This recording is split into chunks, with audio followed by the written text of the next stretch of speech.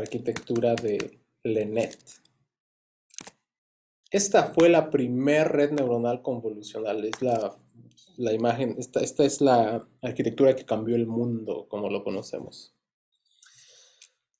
¿Qué es lo que hace LeNet? LeNet toma una imagen blanco y negro, o sea, solamente tiene un canal de entrada, de 32 por 32. Y lo que se le hizo fue hacerle convoluciones con 6 filtros distintos. Aquí pueden ver este 6. Eso significa que son 6 kernels, 6 filtros distintos. Y después de hacer esta convolución, se le hizo, o sea, tras haber hecho esta convolución, ya te quedó 28 por 28. ¿Por qué? Porque en este caso no hicieron zero padding. Entonces se redujo el tamaño poquito. Se redujo poquito. Después de esto, se hizo el subsampling con max pooling, lo cual te hace pasar de 28 por 28 a 14 por 14. Se redujo el tamaño 14 por 14 y se tiene 6 canales. Como si eso no fuera suficiente, lo que se hizo después fue hacer convolución ahora con 16 filtros, y al hacer esa convolución ya pasaste de 14 por 14 a 10 por 10, pero tienes 16 filtros ahora. Después de tener estos 16 filtros, se hace otra reducción de max pooling, subsampling, y ya lo que te queda es la mitad de 10 por 10, o sea, 5 por 5. Esta es el último paso de la convolución. Y después de este paso de la convolución, lo que se hace es aplanar esta representación de 16 por 5 por 5. Se aplanó. Entonces ¿cuánto es? 5 por 5 por 16. 400. Lo aplanaron. Y después de hacer esa aplanación, ya lo que sigue son las redes densas que ustedes conocen. Estas ya son las redes densas que ustedes han venido usando.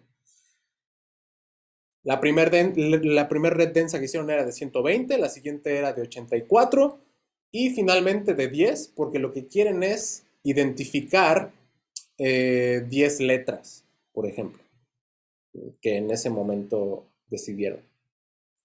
No sé por qué aquí pusieron esta A, pero en realidad lo que detectaba eran números, como los dígitos del 0 al 9. Entonces se fijan, toda esta clase hemos estado hablando de características, de extracción de características, reducción de dimensionalidad para reducir características, aumentación de características de audio, etc. Pero el poder de las redes neuronales convolucionales es que si ustedes eliminan todo esto, estas 3 capas que tienen al final son las 3 capas que ustedes estuvieron haciendo en la tarea esta semana. La red neuronal convolucional hace la extracción de datos por ustedes de la forma más óptima, de la forma más optimizada a la reducción de redundancias, y pues esa es la magia de estas redes, que, o sea, ya no pierdas tu tiempo haciendo esta ingeniería de datos, solamente ponle una red convolutiva. La red convolutiva te va a decir qué es lo importante y ya después puedes pasar a tu tarea de hacer tu clasificación, tu regresión, lo que sea que tienes que hacer con tu vida. Esa es la magia de las redes convolutivas. ¿Está bien claro esto? Esta arquitectura se la tienen que aprender de memoria. Si les hiciera yo un examen, que no me den ideas, eh, yo los pondría a dibujar esta cosa de memoria. Yo sí tengo Así. una duda. Ajá. La representación que estamos viendo de 28 por 28 es el tamaño de cada una de las capas.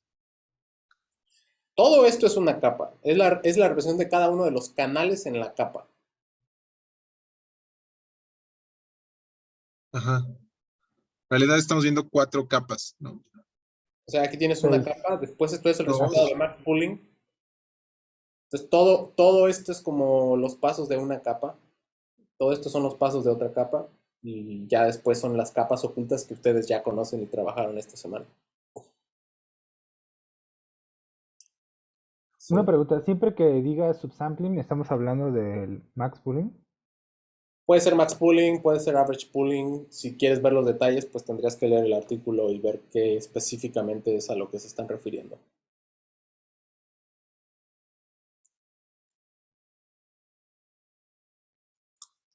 Ahora, hagamos la tarea de... El tamaño del kernel es o sea, no es 28 por 28. No, no. Es un kernel chiquito.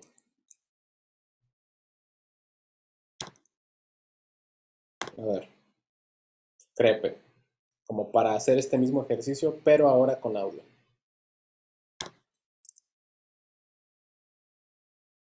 Fíjate qué es lo que hace crepe. Primero que nada, las convoluciones de crepe pues van a ser de una dimensión, no van a ser de dos dimensiones, como para arriba y para abajo, como para abajo y para los lados, sino ya nada más va a ser en esta dimensión del dominio del tiempo, ¿no? Entonces, aquí te está diciendo, empiezas con 1024 muestras de audio. Estas son las muestras que te dicen la amplitud. Y haces una convolución con 1024 filtros. Cada kernel de audio tiene un tamaño de 512 y cada kernel está saltando 4. Esto de stride es el salto de 4. Después de hacer esta operación de convolución, se hace un max pooling de 2, o sea, se hace 2, cada 2 muestras se toma la más alta. ¿Y Y eso, esa capa cuántas neuronas tiene? ¿esta? Ajá. Pues te está diciendo que tienes 512. Ah, ok, sí son las neuronas. Ok, bueno. 512 elementos en cada kernel. Tienes 1024 filtros. Una cosa que no les he dicho es que, ¿se acuerdan de los sesgos? Los sesgos no se han ido. Para cada filtro se aplica un sesgo, pero no es un sesgo para cada píxel o para cada muestra, es un sesgo para todos los valores del filtro. Entonces, fíjense cómo estos números hacen que vayas de 1024 por 1, 1024 por un canal, a 128 por 1024. Nos está diciendo que el salto de los filtros es de 4. Entonces, si tú haces 1024 dividido por 4, te sale 256, pero después hay un max pooling de 2. Entonces se reduce todavía más. De 256, la mitad de 128, y ahí es como llegamos a esto. Y este 1024, algo muy importante, este 1024 no es este 1024 de acá. Este 1024 es el número de canales que hiciste en estas operaciones de convolución. Y ya, tienes como tu espacio de datos aumentados a través de convolución. Y el siguiente paso es pasarte ahora a hacer otra convolución, donde ya son 128 filtros, después 128 filtros otra vez, 128, 256, 512.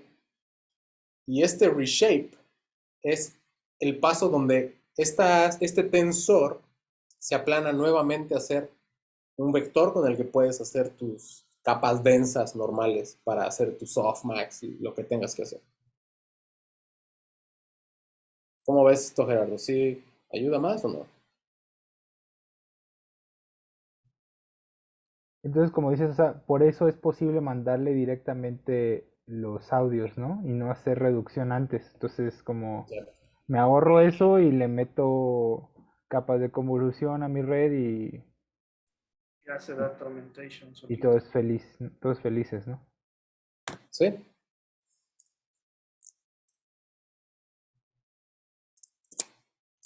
A ver, ¿qué más está en el material del temario? Ya hablamos de las operaciones, ya hablamos de cómo se opera en el audio.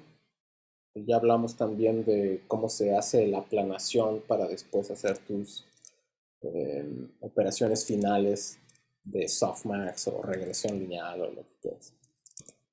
Hemos hablado de la deconvolución, sí. Ah, eso es cuando hablemos de los autocodificadores y que tienes que como regresar, porque ahorita estamos haciendo el espacio de compresión, después tenemos que hacer como la descompresión. Pero la desconvolución, de hecho, es un mito. La desconvolución, como se dice, no es una desconvolución, es solamente otra convolución. Es una convolución donde estás haciendo que en lugar de comprimir, se extienda. Pero no es una desconvolución como en la definición matemática de lo que es una desconvolución. Pero eso viene después.